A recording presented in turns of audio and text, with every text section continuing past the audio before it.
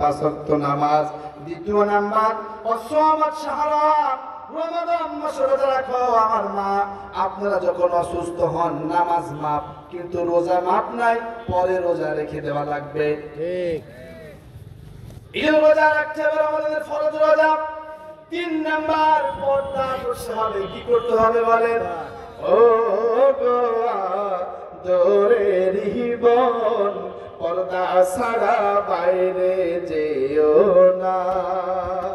ও গো দোরের জীবন, পর্দা ছাড়া বাইরে যেও না।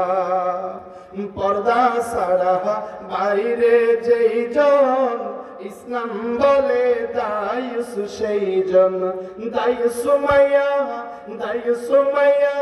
জান্নাত পাইব না গো দোহরের জীবন, পর্দা ছাড়া বাইরে যেও না।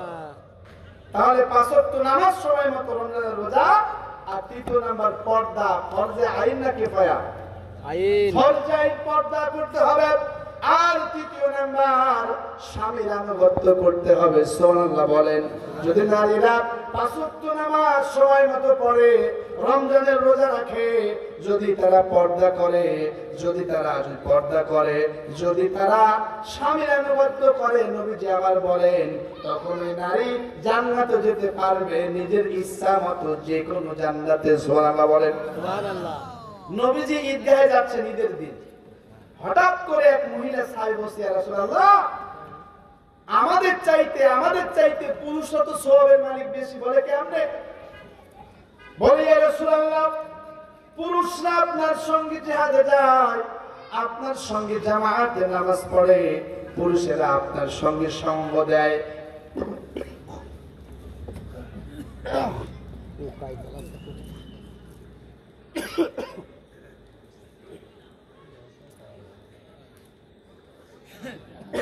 পুরুষরা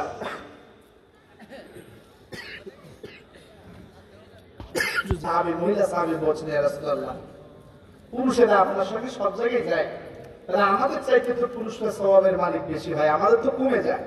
নবীজি মুস্কি হেসে বললেন, আল্লাহ তাআলা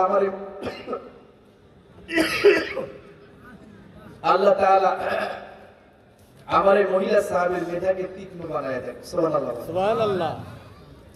নবীজি আমার বলেন, শোনো মহিলা সাহাবী, তোমার স্বামী সারাটা দিন আমার সঙ্গে থাকে, তোমার সামনে আমার পেছনে পাঁচ ওয়াক্ত নামাজ জামাতে পড়ে, কিন্তু শোনো, তুমি মনে করছো তোমার স্বামী তোমার চাইতে বেশি সওয়াবের মালিক, এইটা ধারণা তোমার ঠিক নয়।